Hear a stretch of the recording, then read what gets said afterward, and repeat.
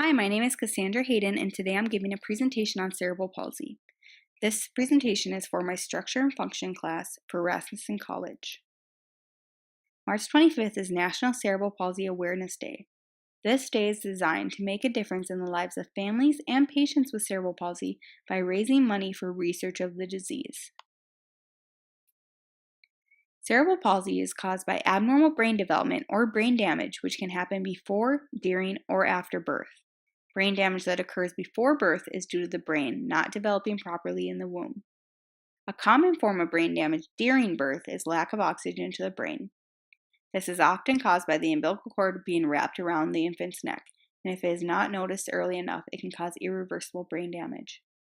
Head trauma to the undeveloped brain can also be a cause of cerebral palsy. This can happen when an infant is involved in a car crash or a fall.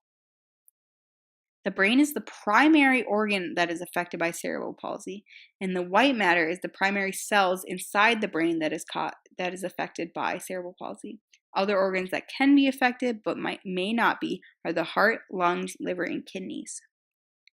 Lack of oxygen to the brain can cause multi-system failure, which can affect the major organs depending on the severity of the disease.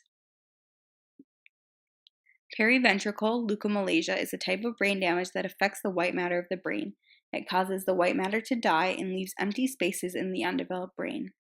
As the white matter dies, it is unable to send nerve impulses to control the body's motor functions, which in turn can impair fine and gross motor skills.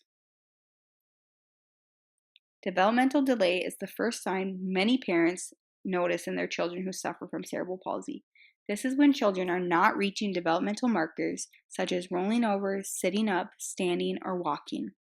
Abnormal muscle tone is another sign of cerebral palsy.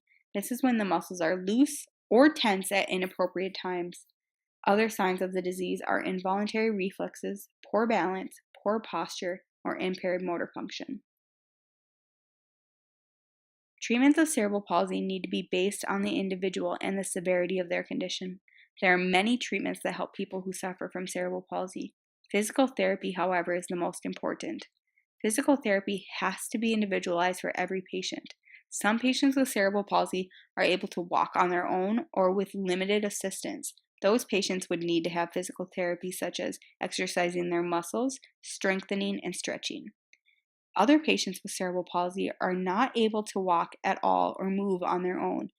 These patients would still need exercise, but would need assistance from a provider. The provider would offer range of motion exercises, which help move and stretch the muscles that the patient is not able to move on their own. Short-term consequences of cerebral palsy are mobility decline, which means the patient is not able to walk or move like someone else their age normally would be. Another short-term consequence is inability to effectively communicate. This means that the person is either not able to articulate or get across their point of what they're trying to say, or the needs that they have are not being met. Fear of falling depends on the mobility. This is when someone could be afraid while being transferred, while walking with their walker, or be afraid of slipping out of their wheelchair. Long-term consequences, just like the short-term consequences, are strongly based upon the individual. Medical costs are a long-term consequence for almost every patient with cerebral palsy. It is different depending on the number of surgeries, medicines, and assistance that they require. The number of surgeries that an individual has to experience are also long-term consequences and is dependent upon person to person. Seizures caused by cerebral palsy can be lifelong and may cause individualized consequences, like not being able to use one half of their body or not being able to communicate as properly as they should be. These are my references. I hope you enjoyed my presentation on cerebral palsy, and thank you.